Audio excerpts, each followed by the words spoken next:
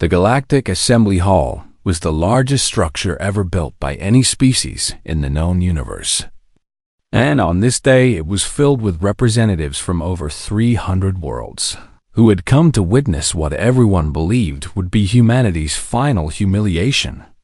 General Korthax the Unbroken stood at the center of the grand chamber, his massive armored body towering over the delegates around him, and his four eyes scanned the room with pure contempt as his mandibles clicked together, in a sound that his species made when they felt superior to others.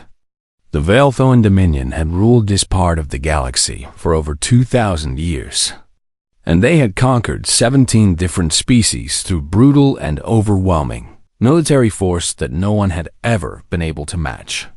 Their warships numbered in the tens of thousands, and their soldiers were bred from birth to know nothing but combat and loyalty to the Dominion. Korthax had personally led the invasion of Earth's 3 colony worlds 6 months ago, and he had expected the humans to surrender within days, like every other species before them. But the humans had done something strange. Instead of giving up completely, they had retreated and hidden and fought in small groups that struck without warning before disappearing into the shadows. And this had annoyed Korthax more than any direct battle ever could have. Now the human delegation had requested this emergency session of the Galactic Assembly to discuss what they called a peaceful resolution to the conflict. Director Yuki Tanaka stood at the human podium across from Korthax, and she was a small woman with gray hair and calm eyes that showed no fear even though she faced the most powerful military leader in the galaxy. She had just finished speaking about humanity's desire for peace and their willingness to negotiate terms that would benefit both sides. The other delegates whispered among themselves, and most of them looked at the humans with pity because everyone knew that Earth had no real military power compared to the Veilthorn Dominion. Korthax stepped forward and raised one of his massive clawed hands to silence the room. And when he spoke, his voice boomed through the chamber like thunder rolling across a battlefield. "I have listened to enough of this pathetic display," Korthax declared with venom dripping from every word he spoke. "The humans come before this assembly and beg for mercy like wounded animals crawling on their bellies." He turned to face the gathered delegates and spread his arms wide, as if inviting them all to share in his amusement. "We gave these creatures the honor of facing the Dominion in battle, and how did they respond to this great privilege we offered them?" His mandibles clicked rapidly in what passed for laughter among his kind. "They ran and they hid, and they sent us messages asking for talks instead of fighting like warriors with dignity and courage." Korthax pointed one massive claw directly at Director Tanaka, and his voice grew even louder. "Cowards," he declared with absolute certainty in his voice.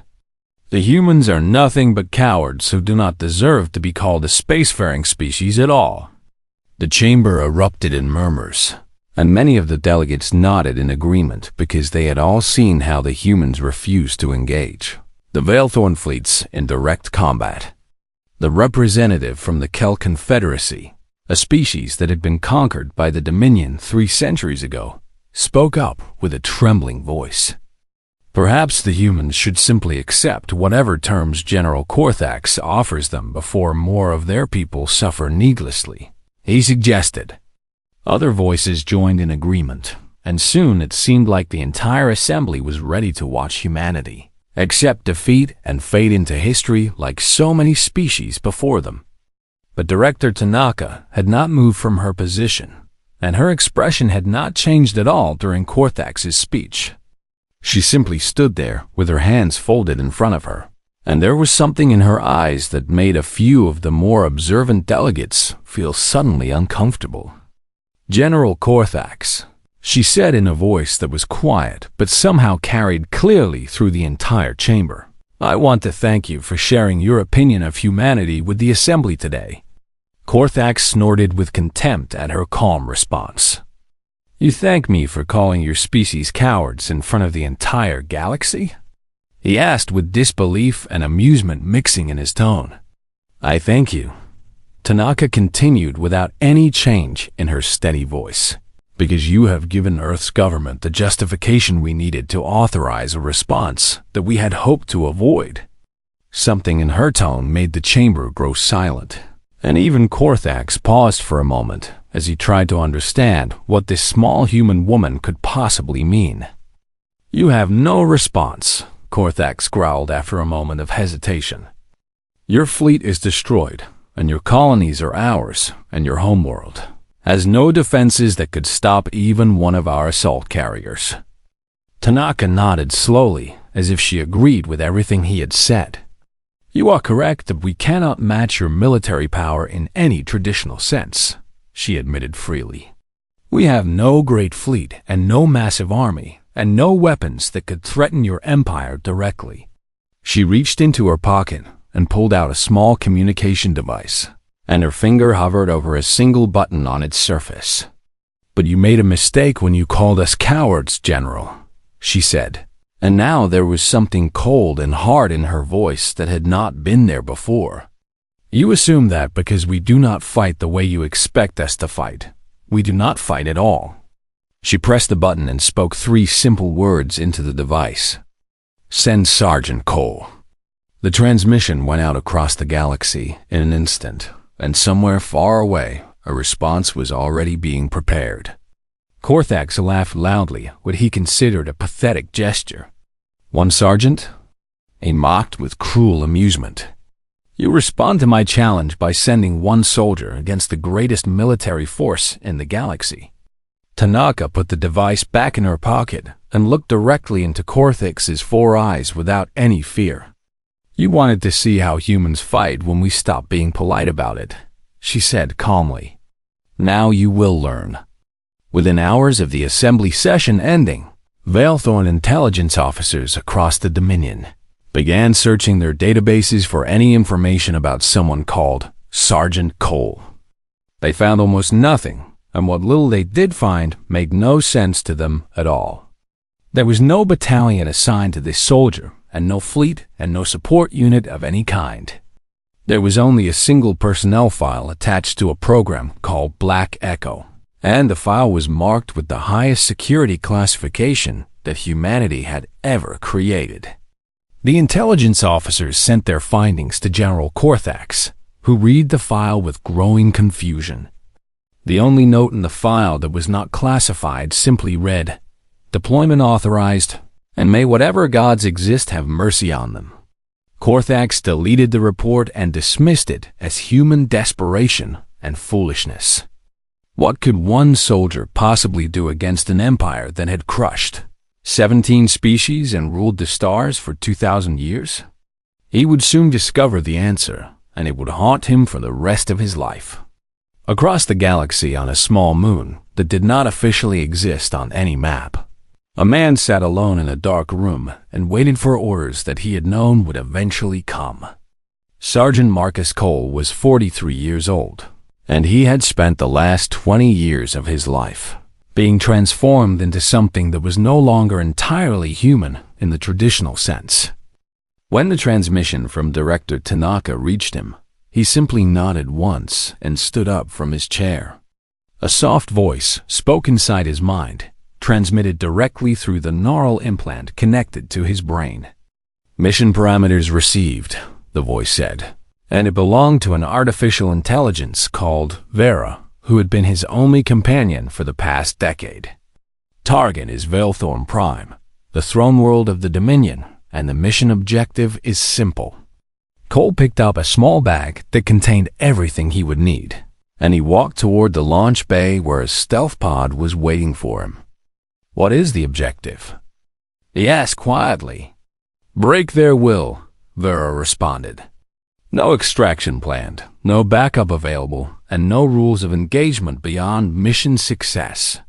Cole smiled for the first time in months, and it was not a pleasant expression. "Good," he said as he climbed into the pod. "I was getting bored anyway." The pod launched into the darkness of space, completely invisible to every sensor system known to exist, and it began its long journey toward the heart of the most powerful empire in the galaxy. 1 soldier against an entire civilization. The galaxy had no idea what was coming, but it would never forget what happened next. The stealth pod drifted through the cold emptiness of space for 17 days, and during that time Sergeant Marcus Cole prepared himself for the mission that lay ahead. He spent hours reviewing every piece of intelligence that humanity had ever gathered about the Veilthorn Dominion, and Vera fed the information directly into his mind through the neural link they shared. The Veilthorn were a species of large, insectoid warriors who had evolved on a harsh desert world where only the strongest survived. And their entire culture was built around the concepts of military honor and direct combat. They believed that true warriors faced their enemies openly, and that hiding or using tricks was the mark of inferior species. This belief had served them well for 2,000 years, because no one had ever thought to challenge it in any meaningful way. Cole smiled to himself as he studied their psychology and their military structures and their beliefs about honor and warfare. They had no idea what was coming for them, and by the time they understood, it would be far too late. Approaching Veilthorn Prime, Vera announced inside his mind. Planetary Defense Grid consists of 400 orbital platforms, 6 defensive fleets, and approximately 2 million ground forces stationed on the surface. Cole nodded slowly as he processed this information. "What about the weak points?" he asked. "The defense network is controlled by a central command hub located in the capital city," Vera explained. "However, there are 12 secondary relay stations that handle regional coordination, and if even 3 of them were disabled simultaneously, the entire grid would go dark for approximately 6 hours. That should be enough time," Cole said quietly. The pod entered the atmosphere of Veilthorn Prime in the dead of night, using a trajectory that took it through a gap in the sensor coverage that Vera had calculated with perfect precision. It landed in a dense forest region, approximately 50 kilometers from the capital city, and Cole emerged into an alien world that smelled of strange chemicals and echoed with the sounds of creatures he had never encountered before. He moved through the darkness like a shadow, his adaptive camouflage suit shifting colors and textures to match whatever environment he passed through. Within 3 hours, he had covered the distance to the first relay station, and he spent another hour simply watching and learning. The Veilthorn guards patrolled in predictable patterns because they had never faced an enemy who would dare to attack them on their own home world. They were overconfident and careless, and these weaknesses would cost them everything. Cole waited until the patrol passed his position, and then he moved with a speed and silence that seemed almost supernatural. He reached the base of the relay tower and attached a small device that Vera had designed specifically for this mission. The device would wait for his signal before activating, and when it did, the results would be catastrophic for the Veilthorn communication network. He repeated this process at 2 more relay stations over the next several hours, moving through the heavily guarded areas as if he were nothing more than a whisper of wind. No one saw him and no one heard him, and no alarms were triggered because the Veilthorn had never imagined that a single enemy could penetrate so deeply into their defenses. "All 3 devices are in place," Vera confirmed. "Ready to activate on your command." Cole had moved to a position overlooking the capital city, and he could see the massive fortress that served as General Korthax's command center rising above the other buildings. The fortress was surrounded by thousands of elite guards, and it was protected by energy shields and automated weapons and every defensive technology the Dominion possessed. To the Veilthorn, it was an impenetrable symbol of their military superiority. To Cole, it was simply the next challenge to overcome. "Activate the devices," he ordered. 3 explosions occurred simultaneously at points across the continent, and the Veilthorn defense network went completely dark. Alarms began to sound throughout the capital as military commanders tried to understand what had happened. And chaos spread through their communications as they lost contact with their orbital platforms and defensive fleets. Cole used this chaos as his cover, and moved toward the fortress with patient determination. He avoided the main entrances where guards were scrambling to respond to the emergency, and instead, he found a maintenance tunnel that led underneath the massive structure. The tunnel was supposed to be sealed and guarded, but the guards had abandoned their post to join the defensive response above. Cole moved through the darkness beneath the fortress, and Vera guided him through a maze of passages that would have been impossible to navigate without her help. The main war room is located on the 17th floor, Vera informed him. Security protocols indicate that General Korthax should be there coordinating the response to the network failure. Cole climbed through the infrastructure of the fortress like a spider moving through its web, and he emerged from a ventilation shaft into an empty corridor just 2 floors below the war room. He could hear the sounds of Veilthorn officers running and shouting as they tried to restore order, and he used their noise to mask his own movements. When he reached the war room level, he found that the chaos had created exactly the opportunity he needed. Guards were being pulled away to reinforce other positions, and the normally strict security protocols were being ignored in favor of speed and efficiency. Cole slipped through a side entrance and found himself inside the most secure military facility in the Veilthorn Dominion. The war room was massive and filled with holographic displays showing the status of military forces across the Empire. And dozens of officers worked at stations, trying to restore communications with the orbital defense grid. General Korthax stood at the center of the room, his massive form radiating anger as he demanded answers from his subordinates. "How is this possible?" he roared. "Find out who attacked us and destroy them." None of them noticed the shadow that moved along the edges of the room, and none of them saw the small recording device that was placed behind a console in the corner. Cole spent 6 hours inside the fortress, moving from room to room and gathering intelligence that would prove invaluable for the mission ahead. He memorized patrol schedules and security codes and the locations of critical infrastructure, and he placed listening devices in every important location he could access. By the time the defense network was restored, he had already slipped back out of the fortress and disappeared into the wilderness beyond the city. The Veilthorn never knew he had been there at all. 3 days later, General Korthax was sitting in his private quarters when his personal terminal activated without any input from him. This should have been impossible because the terminal was protected by the most advanced security systems in the Dominion. A message appeared on the screen, and attached to it was a video file. Korthax opened the file with growing unease, and what he saw made his blood turn cold. The video showed a human standing inside the war room, surrounded by oblivious Veilthorn officers who had no idea he was there. The human looked directly at the camera and smiled, and then the video ended. The message beneath it contained only a few words. "You called us cowards, and I am here to educate you." Korthax stared at the screen for a long moment, and for the first time in his life, he felt something that he had never experienced before. It was fear, pure and simple, and it settled into his chest like a weight that would not go away. He activated his communication system and sent an emergency message to every military commander in the Dominion.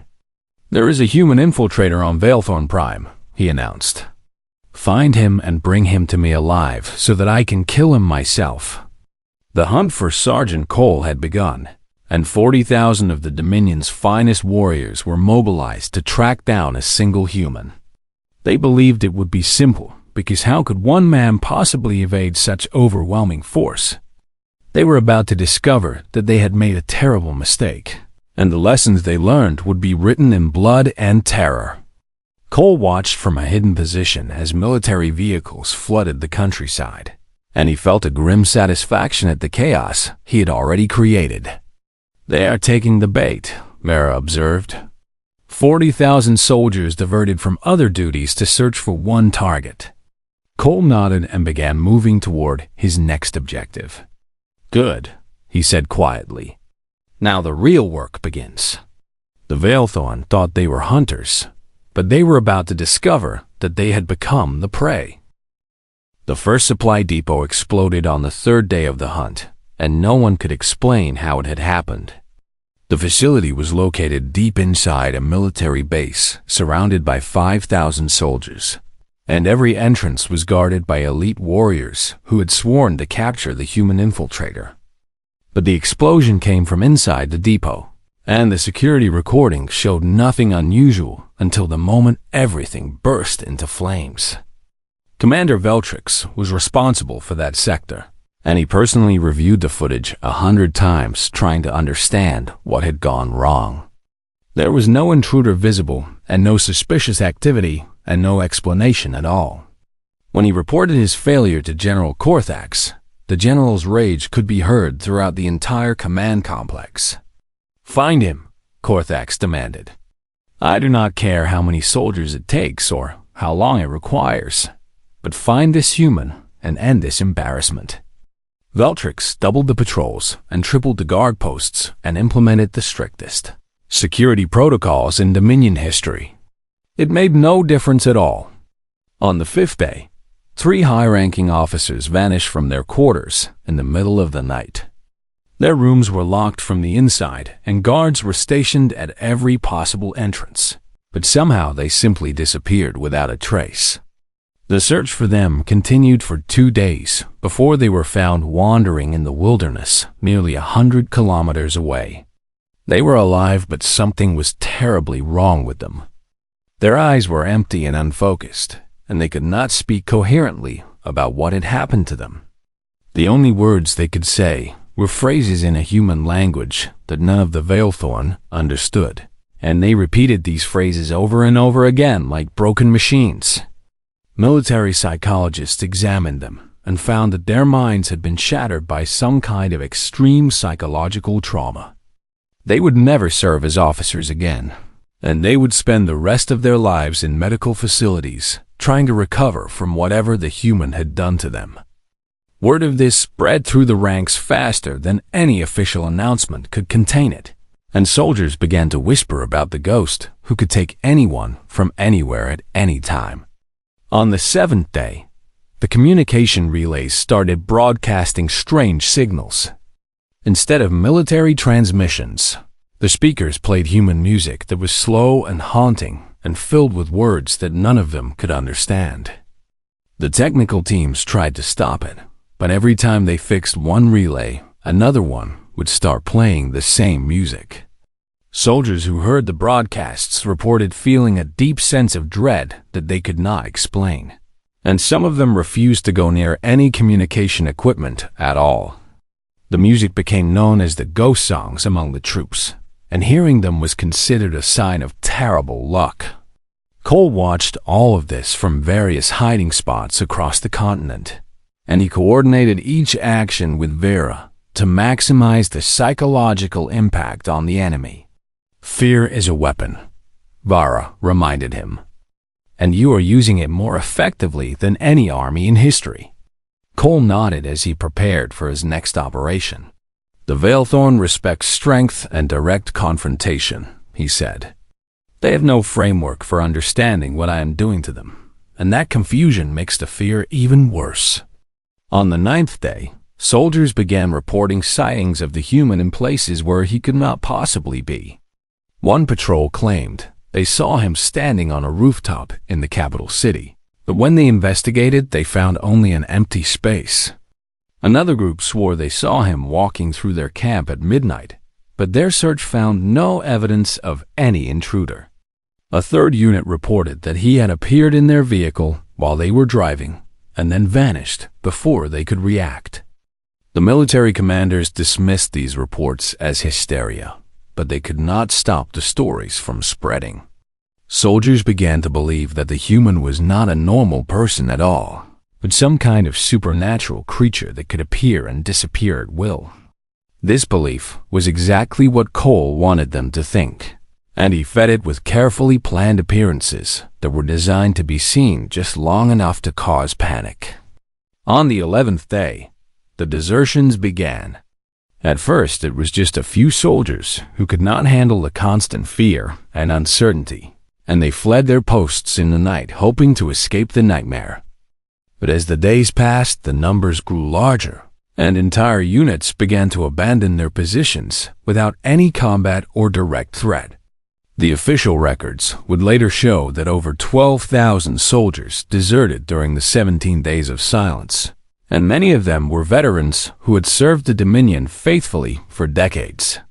General Corthax responded to this crisis by executing deserters and threatening harsh punishment for anyone who showed cowardice. But his threats only made things worse, because soldiers who were already terrified of the Ghost now had to fear their own commanders as well. Cole continued his campaign with methodical precision, and every action was designed to create maximum terror with minimum direct engagement. He killed when necessary, but he understood that dead soldiers were less useful than broken ones. A dead warrior was mourned and honored, and his death inspired others to fight harder. But a warrior whose mind had been destroyed by fear was a constant reminder that no one was safe, and his presence spread panic through everyone who saw him. On the 14th day, the playing cards started appearing. Cole had adopted a human tradition from an old war on Earth, and he began leaving an ace of spades on the bodies of officers he had killed. The card became a symbol of death that the Velthorn learned to dread more than any weapon. When soldiers found a card tucked into the armor of a dead commander, they knew that the Ghost had been there and could return at any time.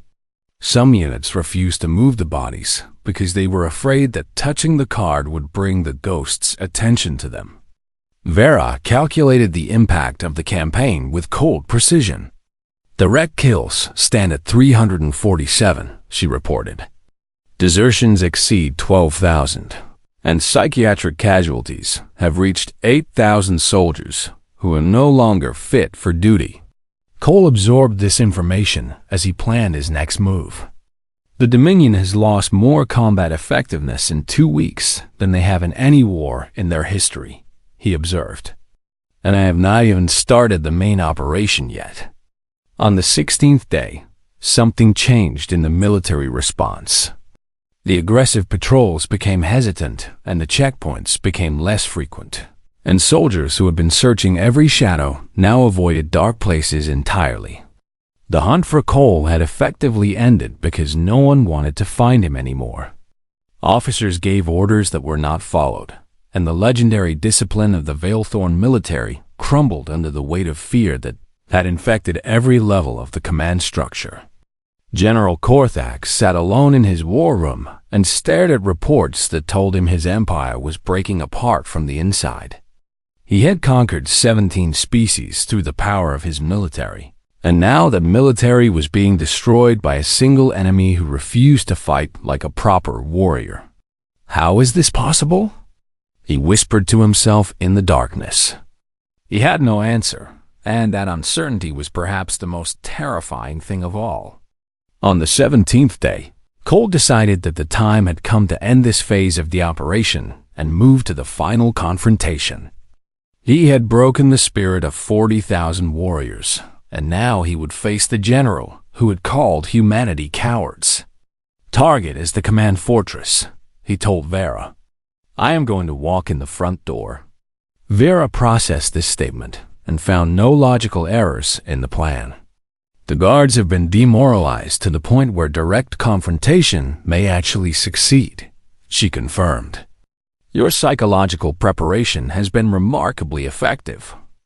Cole emerged from hiding and began walking toward the capital city without any attempt to conceal himself.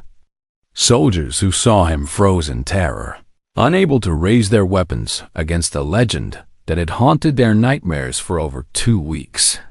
He walked past checkpoints where guards stepped aside rather than challenge him, and he moved through streets where civilians fled at the sight of a single human.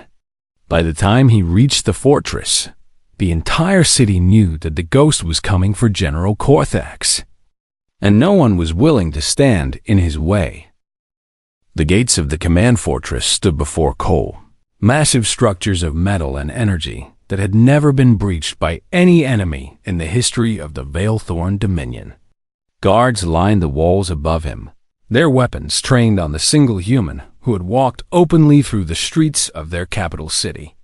Cole stopped at the base of the gates and looked up at the soldiers with a calm expression that showed no fear or concern. "I am here to speak with General Corthax," he announced in a voice that carried clearly across the courtyard. "You can open these gates and let me pass, or you can try to stop me and discover what happens to soldiers who get in my way." The guards exchanged nervous glances, and Cole could see the terror in their eyes even from this distance. These were elite warriors who had been trained since birth to fear nothing, and now they were paralyzed by the presence of a single unarmed human. A commander on the wall shouted at his soldiers to hold their positions and prepare to fire, but his voice cracked with uncertainty. Cole did not move or flinch or show any reaction at all. He simply waited, because he knew that fear would do his work for him. 1 minute passed, and then 2, and still no one fired a single shot. The commander shouted more orders, but his soldiers did not respond. Finally, with a sound of grinding metal that echoed across the courtyard, the gates began to open. Cole walked forward without hesitation, passing between rows of armed guards who stepped back as he approached them. He moved through the fortress like a ghost, and everywhere he went soldiers pressed themselves against walls to avoid being near him. The war room was located at the heart of the fortress, and Cole followed the path that Vera had mapped during his previous infiltration. When he reached the massive doors that led to the command center, he found them guarded by 12 of the largest Veilthorn warriors he had ever seen. These were the personal bodyguards of General Corthax, selected from the finest soldiers in the entire Dominion and trained to die protecting their leader.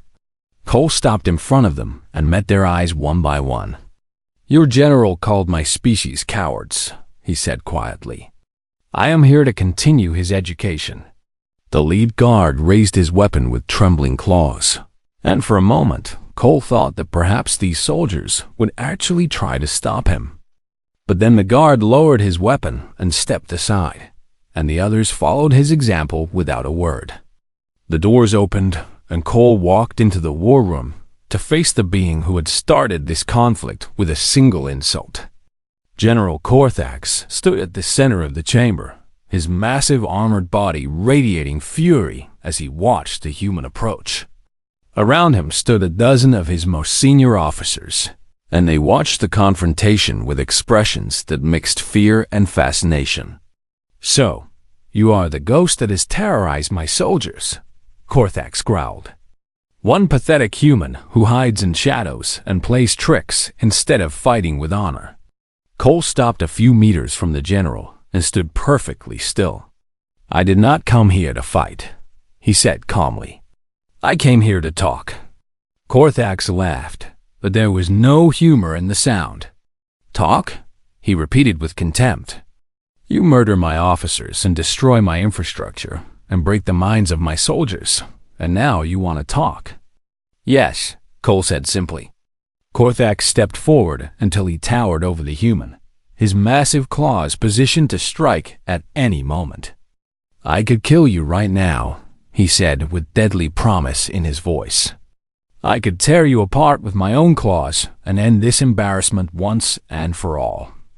Cole looked up at the general without any change in his expression. "You could," he agreed. "But before you do, I think you should hear what I have to say." Something in his tone made Corthax pause, and against his own judgment, the general found himself curious. "Speak then," he commanded. "But know that when you are finished, you will die screaming for what you have done to my dominion." Cole nodded slowly, as if this was exactly the response he had expected. "You called humanity cowards because we did not fight the way you expected us to fight," he began. "You believed that our refusal to send fleets against your armadas and armies against your legions was a sign of weakness." "It was weakness," Corthax insisted. "True warriors face their enemies directly. True warriors do what is necessary to protect their people," Cole countered. "And that is exactly what I have been doing." He reached into his pocket and pulled out a small data chip, which he placed on the table in front of the general. "That chip contains the locations of every Velthorn military installation in the galaxy," he said. "It also contains the identities of your entire officer corps, the access codes to your planetary defense shields, and detailed information about weaknesses in your command structure that you did not know existed." Korthax stared at the chip with growing horror as he understood the implications. "I gathered all of that information while 40,000 of your best soldiers were hunting for me," Cole continued. "I walked through your most secure facilities and sat in your most classified meetings and stood in this very room, while you and your officers had no idea I was here." The general's mandibles clicked rapidly, but he could not form words. "But here's the part you really need to understand," Cole said, and now his voice carried a weight that filled the entire room. "I am not special." He let those words hang in the air for a moment before continuing. "I am not unique or exceptional or gifted with abilities that other humans do not possess," he explained. "I am simply a soldier who was trained by a species that has been fighting for survival since before we came down from the trees." Cole took a step forward, and despite his size, Korthax found himself wanting to step back. "Earth made me in 6 months, Cole said. 6 months to take an ordinary human and transform him into what you have seen these past 17 days. He gestured around the room at the officers who were listening with growing understanding. "There are 900 million humans who volunteered for my program," he revealed. 900 million people who were willing to become what I am in order to defend their species from threats like your dominion." The number hung in the air like a death sentence, and every Velthorn in the room understood what it meant. "You conquered 17 species because they fought your way," Cole continued. "Fleet against fleet and army against army, with clear battles and decisive victories that your military was designed to win." He shook his head slowly. "We do not fight that way," he said. "We are survivors, General, not conquerors. We evolved on a world where everything wanted to kill us, and we survived by being smarter and more adaptable and more willing to do whatever was necessary to protect our families." Cole leaned forward slightly, his eyes locked with the General's 4. "Kill me, and Earth sends 100 more," he promised. "Kill them, and they send 1,000. Every colony you take will become a nightmare that never ends, and every soldier you deploy will spend his nights wondering when a human will appear in his room and take everything from him." He straightened and stepped back. "Or you can take that chip and go home," he offered. "Return our colonies and apologize to the Galactic Assembly, and spend the rest of your reign warning other species about what happens when they underestimate humanity." Korthax stood frozen, his mind racing through possibilities and outcomes and finding no path that led to victory. If he killed this human, more would come. If he continued the war, his military would collapse entirely.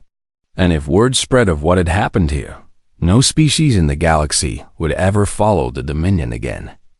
"You have given me an impossible choice," he finally said. Cole smiled, and it was not a kind expression. "No," he replied. "I have given you the only choice that lets you survive. That is more than you were willing to give us." He turned and walked toward the door, and no one moved to stop him. At the entrance, he paused and looked back at the broken general.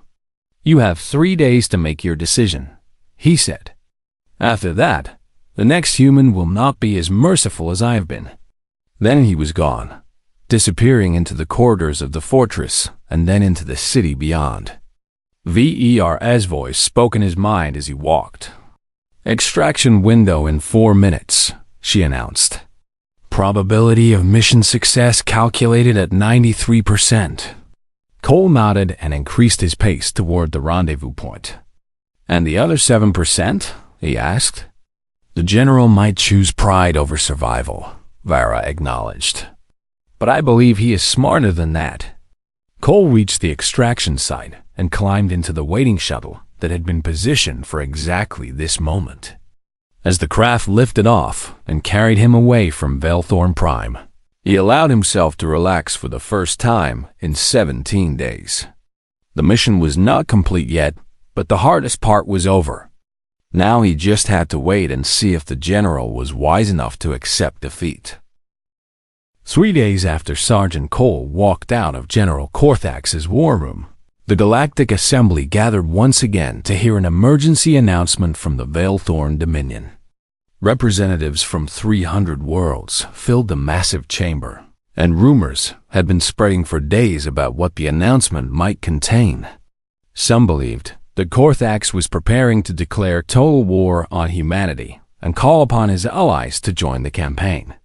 Others whispered that something had gone terribly wrong for the Dominion, though no one knew exactly what. Director Yuki Tanaka stood at the human podium, her expression calm and unreadable as she waited for the proceedings to begin. The chamber fell silent as General Korthax appeared on the main holographic display, broadcasting from his command fortress on Valethorn Prime.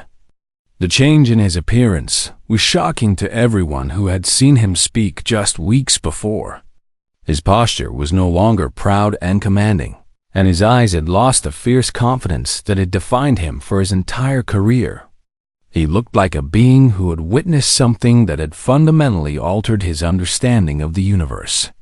I addressed this assembly today to announce a change in Valethorn policy regarding the human species. Korthax began, his voice hollow and tired. Murmurs spread through the chamber, and delegates leaned forward in their seats to hear every word. The Valethorn Dominion is immediately withdrawing all military forces from human space. He continued.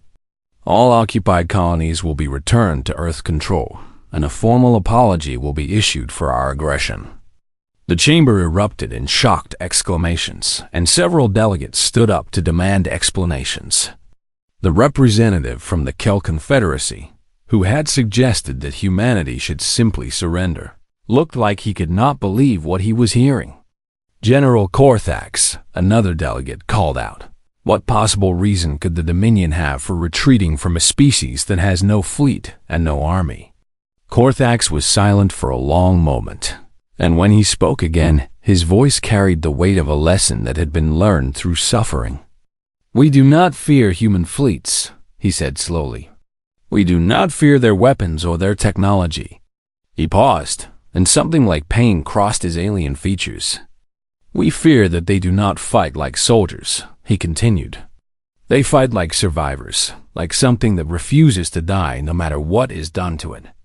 The chamber grew quiet as the delegates absorbed these words. "One human," Korthax said, and his voice cracked slightly. "One single human walked onto our throne world and destroyed the fighting spirit of 40,000 of our finest warriors without ever facing them in open battle." He looked directly into the camera, and everyone watching could see the haunted expression in his four eyes. "I have lost more soldiers to terror and madness in the past 17 days than I have lost in any war in our entire history," he admitted. "And the human who caused this destruction walked into my fortress, delivered his message, and walked out again while my guards did nothing to stop him because they were too afraid to act." The silence in the chamber was absolute now. "That human told me something before he left," Korthax continued. "He told me that he was not special, that there were hundreds of millions more like him waiting to be unleashed if we continued our aggression." He shook his head slowly, a gesture of defeat that no one had ever seen from a Valethorn general. "I do not know if he was telling the truth," Korthax said, "but I know that I cannot take the risk of finding out, because if even a fraction of what he claimed is accurate, then continuing this war would mean the end of everything the Dominion has built." His final words echoed through the chamber like a funeral bell. "Let this be a warning to every species in the galaxy," he concluded. "Do not make the mistake that I made. Do not underestimate humanity, and do not ever call them cowards." The transmission ended, and for several long seconds, no one in the assembly spoke. Then, slowly, every eye in the chamber turned toward Director Tanaka. She stood calmly at her podium, her expression showing neither triumph nor satisfaction, only a quiet resolve that somehow seemed more powerful than any display of force. "Director Tanaka," the assembly chairman finally said, "do you have anything to say in response to this announcement?" Tanaka nodded once and stepped forward to address the gathered representatives. "Humanity does not seek conquest," she began in a voice that carried clearly through the silent chamber. "We do not desire war or empire or dominion over other species." She paused and looked around at the faces watching her. "But understand this," she continued, her tone hardening. "Every human being carries within them the capacity to become what Sergeant Cole became. We are a species forged by millions of years of survival against predators and diseases and disasters that should have wiped us out 1,000 times over." Her eyes seemed to meet every delegate's gaze at once. "When we are pushed, we do not break," she declared. "We adapt, we endure, and we find ways to win that our enemies never imagined were possible." She let those words sink in before continuing. "This is not a threat," she clarified. "It is simply a truth about who and what we are. We would prefer peace and cooperation and friendship with every species in this galaxy." Her expression softened slightly. "But if any species decides to threaten our people or our worlds, they should know exactly what they are choosing to face," she concluded.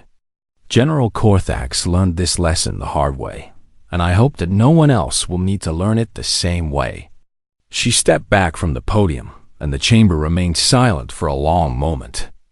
Then the delegate from the Kel Confederacy stood up, and his voice trembled as he spoke. "My people were conquered by the Dominion 300 years ago," he said. "We accepted defeat because we believed that no one could stand against Veilthorn military power." He looked at Tanaka with something new in his eyes, something that looked like hope. "If one human can bring the Dominion to its knees," he continued, "then perhaps the age of empires is ending. Perhaps it is time for conquered peoples everywhere to remember that strength comes in many forms." Similar statements began to echo from other delegates, representatives of species that have been subjugated or intimidated by larger powers for generations. The assembly session continued for hours as delegates discussed the implications of what they had witnessed, and by the time it ended, the political landscape of the galaxy had been fundamentally transformed. The Veilthorn Dominion remained a significant power, but their reputation for invincibility had been shattered. And humanity, the species that had arrived on the galactic stage just decades before, had suddenly become something that every civilization needed to take seriously. Far from the assembly, in a medical facility on Earth, Sergeant Marcus Cole lay in a recovery bed while doctors tended to the wounds he'd accumulated during his mission. Vera's voice spoke quietly in his mind, providing updates on the galactic reaction to the Dominion's surrender. 17 species have contacted Earth's government expressing interest in diplomatic relations, she reported. Several have offered to share technology and resources in exchange for security partnerships. Cole smiled weakly, his body exhausted from 17 days of constant danger and exertion. "Politics," he murmured. "That is Director Tanaka's department, not mine." "Indeed," Vera agreed. "Your mission parameters are complete, and your performance has exceeded all projected outcomes." Cole closed his eyes and let himself relax for the first time in what felt like forever. "What is the status of the Black Echo program?" he asked. "Enrollment has increased by 400% since news of your mission became public," Vera replied. "It appears that many humans are eager to follow your example." Cole nodded slowly, unsurprised by this information. "We are a strange species," he observed. "We hate war, but when war comes to us we become something that even we do not fully understand." "That appears to be accurate," Vera confirmed. "Humanity's capacity for both compassion and destruction is unmatched by any other species in our databases." A nurse entered the room and informed Cole that he had a visitor, and a moment later, Director Tanaka walked through the door. She looked tired but satisfied, and she carried a bottle of something that Cole immediately recognized as very expensive whiskey. "You look terrible," she observed as she sat down beside his bed. "I feel worse than I look," Cole admitted.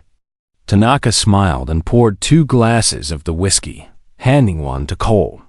"On behalf of Earth's government and the 9 billion humans you just protected, I want to say thank you," she said. Cole raised his glass in acknowledgement. "Humanity sends its thanks," he repeated, echoing VER's earlier words. He took a sip of the whiskey and closed his eyes appreciatively. "But I believe," he continued, "that humanity also owes me a drink."